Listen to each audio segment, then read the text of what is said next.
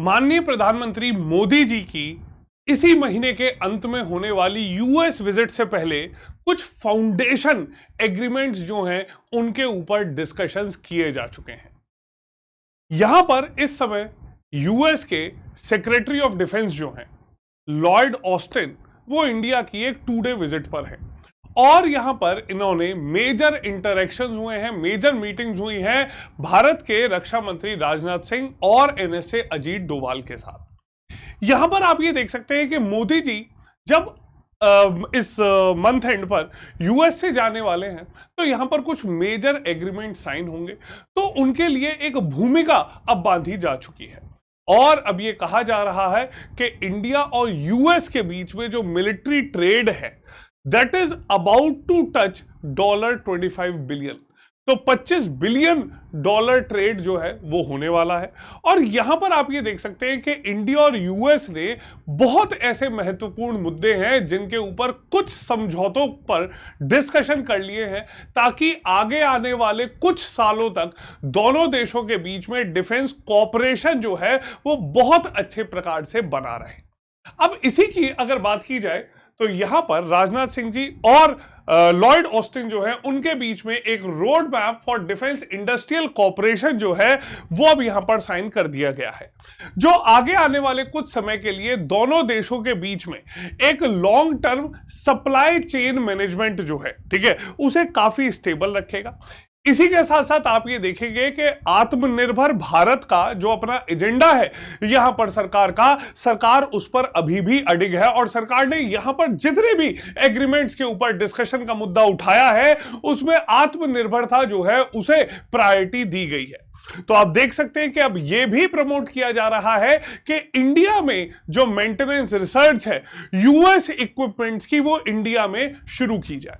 और ऐसा ही नहीं, सिर्फ ऐसा नहीं कि ये जो डील है ये सिर्फ फाइटर एयरक्राफ्ट या जेट इंजन्स के लिए है, बट ये एक प्रीकर्सर के तौर पर देखा जा रहा है और आगे आने वाले समय पर मैरीटाइम इक्विपमेंट्स जो हैं उन्हें भी अब प्राथमिकता दी जाएगी। तो एक तरफ जहां राजनाथ सिंह जी ने दोनों देशों के बीच में कैसे defence deal, defence equipments, procurement, maintenance, repair और उसके साथ साथ एक बहुत स्मूथ ट्रेड होना चाहिए डिफेंस इक्विपमेंट्स के केस में, उसके ऊपर डिस्कशन किया। दूसरी तरफ जो एनएसए अजीत डोभाल हैं उन्होंने इंडो पैसिफिक रीजन में एक स्टेबिलिटी के लिए यहां पर मुद्दों को उठाया गया और जहां पर अगर बात की जाए तो चाइना को काउंटर करते हुए या चाइना को आइसोलेट करना एक मेजर डिमांड के तौर पर देखा गया। क्या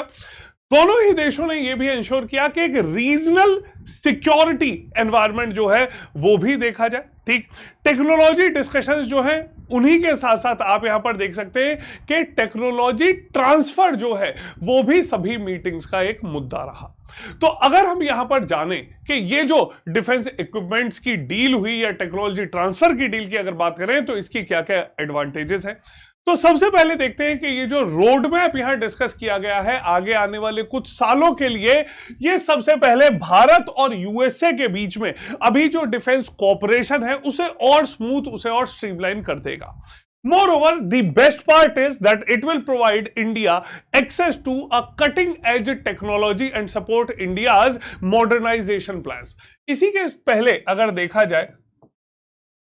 तो यहां पर मोदी जी और जो बिडेन जो हैं उनके बीच में आईसीईटी टेक्नोलॉजी जो है उसके ऊपर भी डिस्कशंस हो चुके हैं। तो ये डिस्कशंस अगर एक लेमन भाषा में बताया जाए तो भारत में टेक्नोलॉजी ट्रांसफर को लेकर दोनों देशों के बीच में एक कॉपरेशन, एक समझौता है, जहां पर आप ये देख सकते हैं कि आगे आने वाले समय पर दोनों देश एक दूसरे को रक्षा के मामले में, ठीक, और यहां पर देखा जाए तो एक आर्म्ड फोर्सेस मॉडर्नाइजेशन में एक दूसरे को सहयोग देंगे। क्या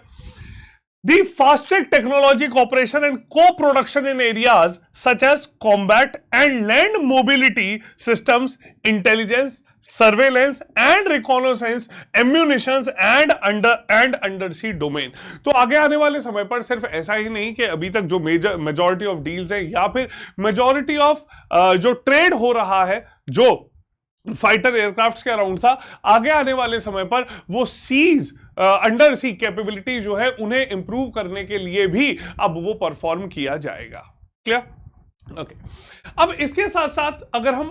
बाकी सभी पैमानों की बात करें तो भारत ने यहां पर कुछ अपनी डिमांड्स बहुत ही स्ट्रिक्टली यूएसए के सामने रखती हैं, ठीक, जिनमें से सबसे महत्वपूर्ण डिमांड है partnership between state run Hindustan aeronautics limited and American firm general electric. Clear, ये डील जो है ये ऑलमोस्ट डन हो चुकी है, ठीक, और यहां पर आगे आने वाले समय पर GE 414 इंजन जो है उन्हें LCA तेजस के मार्क 2 एयरक्राफ्ट्स जो बनाए जाएंगे उनमें यहां पर जनरल इलेक्ट्रिक के GE F414 इंजन जो है उनका इस्तेमाल किया जाएगा। यहां पर आप ये देख सकते हैं कि ये इंजन्स का जो यूज किया जाएगा उसमें there will be 100% transfer of technology. Clear, तो जो टेक्नोलॉजी ट्रांसफर है वो 100% रहने वाला है। तो अभी तक देखा गया था जैसे प्रीवियसली, अगर हम आज के समय पर भी कंपैरिजन करते हैं तो कुछ ऐसे एयरक्राफ्ट्स हैं, ठीक है, जैसे MiG-21 जिसका अपग्रेड बाइसन भी हिंदुस्तान में किया गया। वहां पर आप ये देखेंगे कि दोनों देश जो हैं, ठीक है, इंडिया रशिया, अभी तक वहां पर कुछ ऐसे टेक्नोलॉजिकल ट्रांसफर्स हैं और कुछ ऐसे कॉन्फ्लिक्ट्स हैं जो यहां पर दोनों देशों के बीच में आते रहे थे। बट ऐसे सभी परिस्थितियों को आगे आने वाले समय पर खत्म करने के लिए यह एक बहुत ही महत्वपूर्ण कदम उठाया जा रहा है और यह डील ऑलमोस्ट डन हो चुकी है, ठीक। आप ये देख सकते हैं कि ये जो यहां पे GE F414 टर्बोफैन इंजन है, ठीक है, ये जो सभी इंजन है ये 98 किलो न्यूटन थर्स्ट जो है थर्स्ट क्लास इंजन जो है वो प्रोवाइड करेंगे LCA तेजस मार्क 2 एयरक्राफ्ट्स में। क्लियर, यहां पर अगला अगर देखा जाए तो कॉम्बैट ड्रोन्स की भी डील जो है, ठीक है, सो 30 MQ-9B प्रेडेटर ड्रोन्स जो हैं उनका इस्तेमाल किया जाना है, ठीक है। तो ये जो प्रेडेटर ड्रोन्स हैं, ठीक है, यहां पर भी टेक्नोलॉजी ट्रांसफर होने वाला है और इसके साथ साथ आप देखेंगे कि मेंटेनेंस रिसर्च जो यहां पर है वो भी फुल एंड फ्लेजेड तरीके से हिंदुस्तान के पास ही रहने वाला है। क्लियर, इनिशियली ये जो डील थी उसमें आप देख सकते हैं कि कॉस्ट जो है बहुत ज्यादा थी, ठीक है, तो यहां पर 30 ड्रोन्स की डील पहले साइन की जा रही थी, but going forward the deal for 18 drones will be signed, 6 each for army, navy and the Indian air force. Okay, इसके अलावा India and US have agreed to initiate negotiations for a security of supply arrangement and a reciprocal defence procurement agreement which will promote long term supply chain stability. ठीक है, तो यहां पर आप ये देख सकते हैं एक लंबे समय के लिए सप्लाई चेन स्टेबिलिटी जो है वो यहां पर मिल जाएगी। ठीक,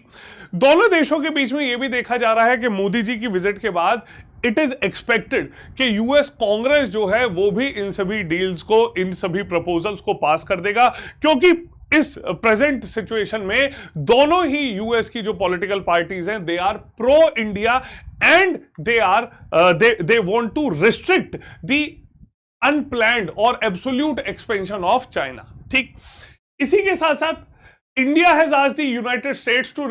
रिमूव द स्ट्रिंजेंट हर्डल्स। तो अभी तक यहां पर ट्रेड में जो भी दिक्कतें आ रही हैं, इंडिया की डिमांड है कि उन्हें भी यहां पर खत्म किया जाए। ठीक, हर प्रकार से ट्रेड कोऑपरेशन जो है वो इतना स्मूथ हो जाए कि दोनों देश जो है वो एक दूसरे के यहां पर काम आ सकें, और जो ट्रेड है, जो कॉमर्स एंड ट्रेड है वो अच्छा हो, ताकि दोनों देश एक दूसरे की प्राथमिकताओं को भी अच्छे से समझ सकें और पूरा कर सकें। अगला यहां पर पाकिस्तान, यहां पर भी राजनाथ सिंह जी ने बहुत क्लियरली ये मेंशन किया है that Pakistan can not be trusted with western military equipments and platforms as they could share the technology with China and for them to be reverse engineered. Clear, तो यहां पर उन्हें खतरा है कि पाकिस्तान के साथ किसी भी प्रकार का वेस्टर्न टेक्नोलॉजी